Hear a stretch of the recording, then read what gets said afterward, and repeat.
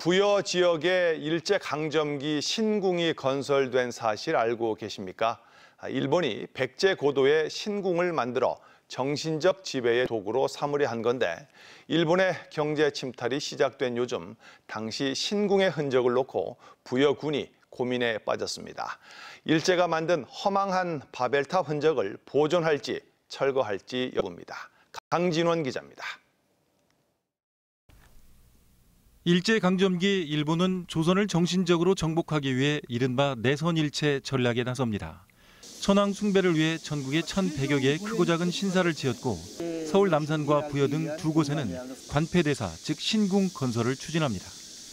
특히 부여는 일본 건국 2600년을 기념해 1940년 부소산 왕궁터에서 건축이 본격화됐는데 신전을 가운데 두고 두 곳의 참배 장소와 신들의 통로, 제관들의 이동로 등 당시 설계 도면이 지금도 남아 있습니다. 백제하고 굉장히 인연이 깊은 일본 천황들 네 부분을 여기다 모셨어요. 조선의 그 내선 일체를 내걸고 그 정신적 도장으로서 부여 신궁을 건설하는 그런 계획이 있었습니다. 당시 공사에 조선인 11만여 명이 동원돼 70% 공정률을 보이다 일제가 패망하면서 중단됐습니다. 일본 신궁의 중심 시설인 신전이 있던 자리입니다. 지금은 백제의 충신을 모신 삼충사가 자리하고 있습니다. 부여 신궁은 학계에서만 간간히 거론됐다가 최근 존재가 알려지기 시작했고 당시 흔적을 어떻게 처리할지를 놓고 의견이 분분합니다. 특히 대표적인 게 제관들의 이동 통로로 추정되는 지하 통로인데 현재 외부에 노출돼 방치된 상태입니다.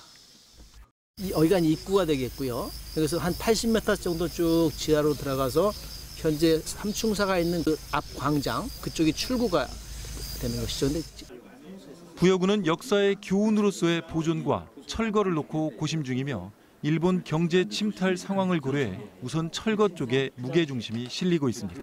백제의 심장과 같았던 부도산에 저런 지하굴이 아직도 존재한다는 것은 치욕스러운 역사를 우리가 제자리로 돌려놓지 못하고 있다.